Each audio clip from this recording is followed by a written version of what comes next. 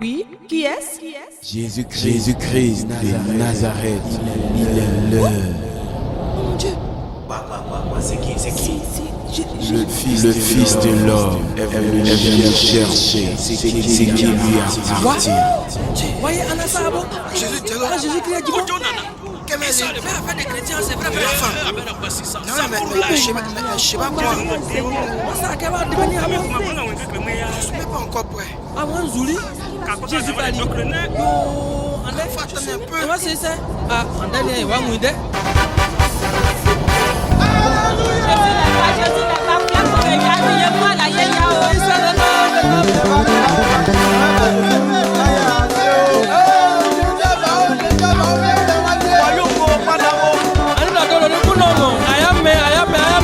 Jésus-Christ est à la porte. Jésus-Christ est à la porte. Mon Dieu est à la porte. Jésus-Christ revient bientôt. Jésus-Christ est à la porte. Sorcier, repens-toi. Adultère, change de vie. Hypocrite, repens-toi. Ma fête, change de vie. Mon Dieu est à la porte. Repens-toi avant qu'il ne vienne. Repens-toi, il est encore temps. Tu as encore le temps de te ressaisir. Jésus-Christ est à la porte. Laissez-moi vous révéler quelque chose.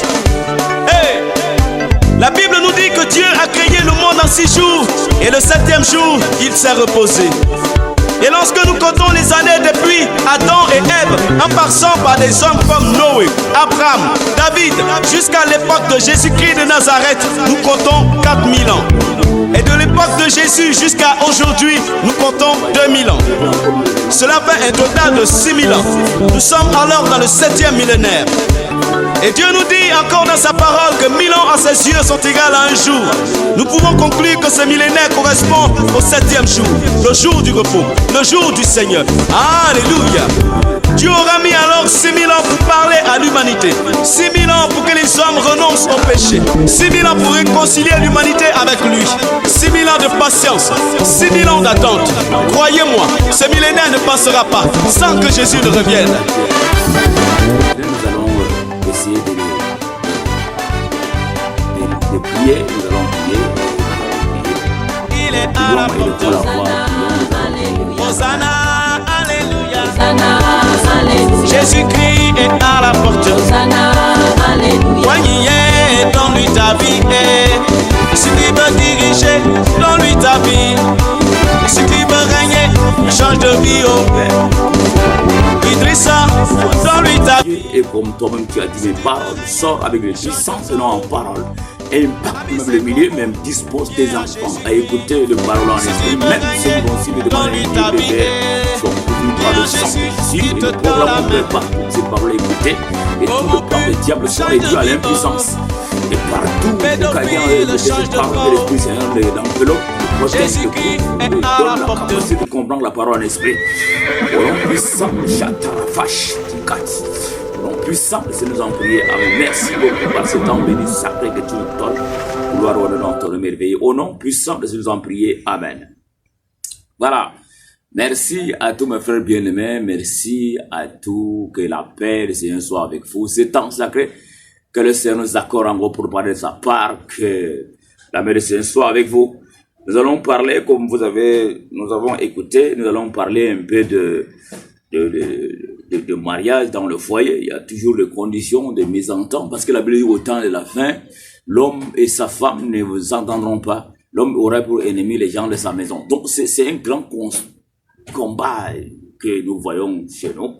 Et nous allons parler brièvement de ça. D'abord, au début, nous allons prendre un texte biblique qui se trouve dans Genèse chapitre 2, verset 31. Genèse chapitre 2, verset 31, ça va aussi appuyer sur l'écran. Et on va essayer de contempler partant de ces enseignements de ces textes, gloire à Dieu. La Bible dit, Dieu vit, voilà, dans Genèse chapitre 2, verset 25, 2, verset 25 plutôt. Voilà, Genèse chapitre 2, verset 25. La Bible dit, L'homme et sa femme étaient tous les deux nus et il n'en avait point honte. Gloire à Dieu, c'est ça le texte que nous allons essayer de contempler. L'homme et sa femme étaient tous les deux nus et il n'en avait point honte. Donc, nous allons essayer de voir. Quand Dieu a créé l'homme et la femme, ils étaient tous les deux nus. Il n'y avait rien de caché. L'homme voyait ce qui est dans la femme voyait ce qui est dans l'homme. Il n'y avait rien comme un esprit. Il n'y avait pas de quelque chose caché. Donc, la première loi que Dieu donne là, dans le mariage, c'est la transparence. Que nous soyons transparents. L'homme et la femme, il n'y a pas quelque chose de caché, parce que la femme était nue, l'homme était... Bon, tout était transparent. On ne peut rien cacher. Tu ne peux rien cacher à ta femme, tu ne peux rien lui cacher, tu ne peux rien aussi cacher à ton mari. Chacun peut disposer son cœur à l'autre, parce que nous sommes un seul corps, comme le dit la Bible. Tu ne peux pas cacher certaines choses à la femme, tu ne peux pas cacher certaines choses aussi à ton mari. Et tu ne peux pas aussi aimer quelqu'un qui a un théobe, n'est-ce pas? Tu ne peux pas aimer ton père plus que ton mari, aimer ta femme plus que ton mari. Donc, vous êtes en parfaite harmonie, parce qu'un seul corps doit s'aimer. Si tu aimes les mains, tu dois aussi aimer les orteils, n'est-ce pas? Il n'y a pas un temps de distraction pour dire que non, mon papa là est plus important que toi. C'est-à-dire que ça, quand tu entres dans l'esprit de comparaison, tu entres les mains des diables. Et toi aussi, tu vas écouter ton mari, comme le dit la Bible, soyez soumis à vos maris. Ça, ce principe, ça vient du ciel, ça ne vient pas des hommes. Nous devons être soumis comme ça. Et la femme, tu ne dois pas aussi cacher certaines choses, parce qu'il y a certains principes dans la nature, les choses que nous commençons déjà à dire, parce que la tradition commence déjà à dramatiser. On dit, il y a certaines choses, on dit, ce n'est pas à la portée de la femme. À la portée de la femme. Et on se cache même là-bas, on commence à parler, on dit ça, ce n'est pas à la portée de la femme. On dit l'homme quittera ton père et sa mère s'attachera à ta femme. Il n'y a pas de choses que tu peux cacher à la femme. Et on pense qu'on est intelligent, on dit ça, c'est pas à la portée de la femme, etc. Tu commences même à cacher certaines choses, aux banques sans informer ta femme, et tu commences même à cacher certaines choses dans le téléphone. Ça, ce sont des péchés. L'esprit de dissimulation vient du diable. C'est des péchés. Tu peux pas cacher certaines choses. Tu peux pas vivre dans la dissimulation. Ah non, ça là, une femme ne doit pas avoir ça, une femme ne doit pas faire ça. Donc on commence à cacher ça. Et les gens sont même allés très loin.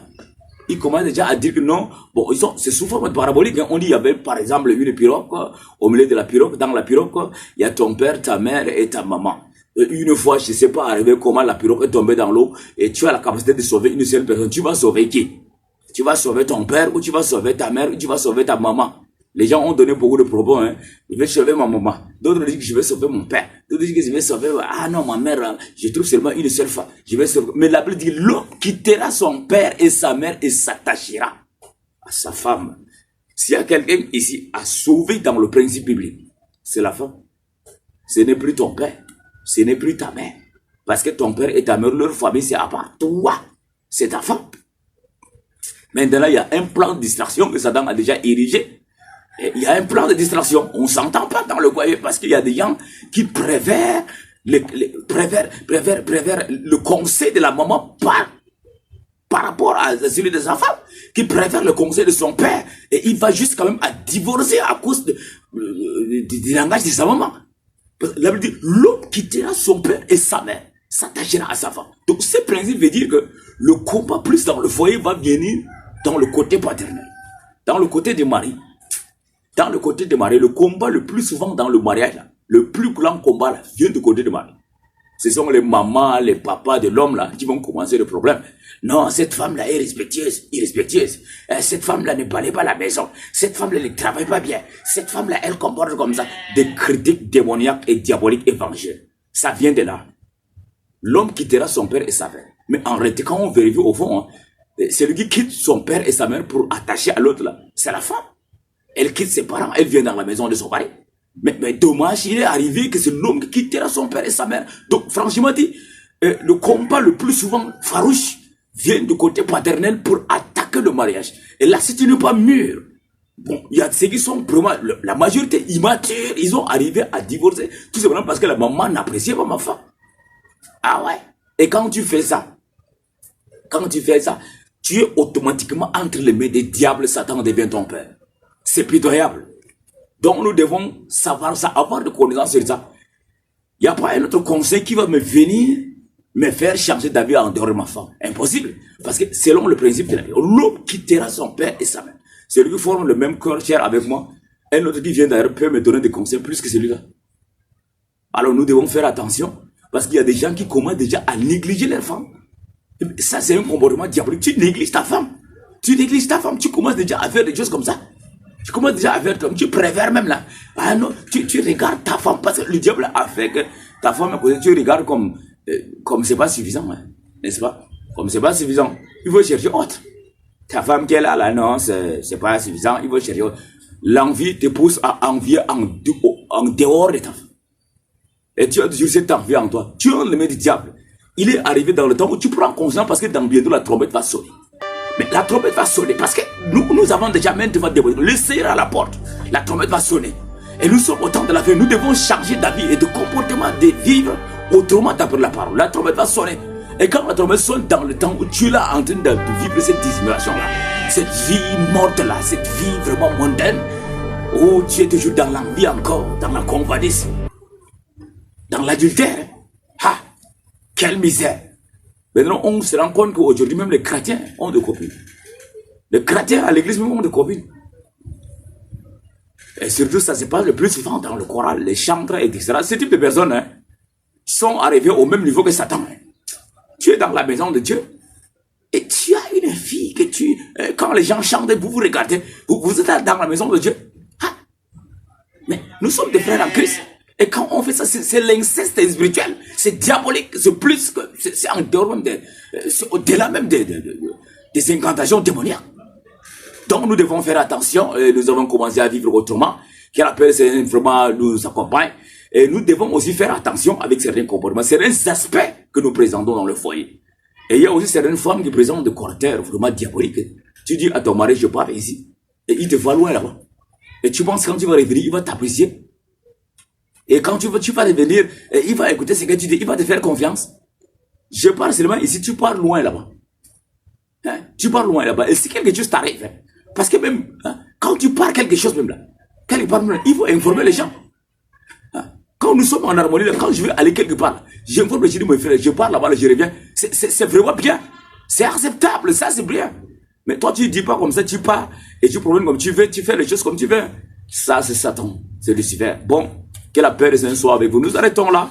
Et par cette paix que le Seigneur nous donne ce matin, nous arrêtons là et nous glorifions son nom. Nous allons prier. Père de Tout-Puissant, nous t'éléphons, nous te bénissons. Merci Seigneur de l'attention que tu as donnée à tes enfants de le suivre. Cours-le dans le sang, de te donner l'intelligence, la sagesse de contempler toujours ta parole. Que ta lumière soit au contrôle, de lui donner la force de ses droits en pleine confiance. Nous le remettons entre tes mains. Parce que Père, la maison soit bénie, la femme, les enfants.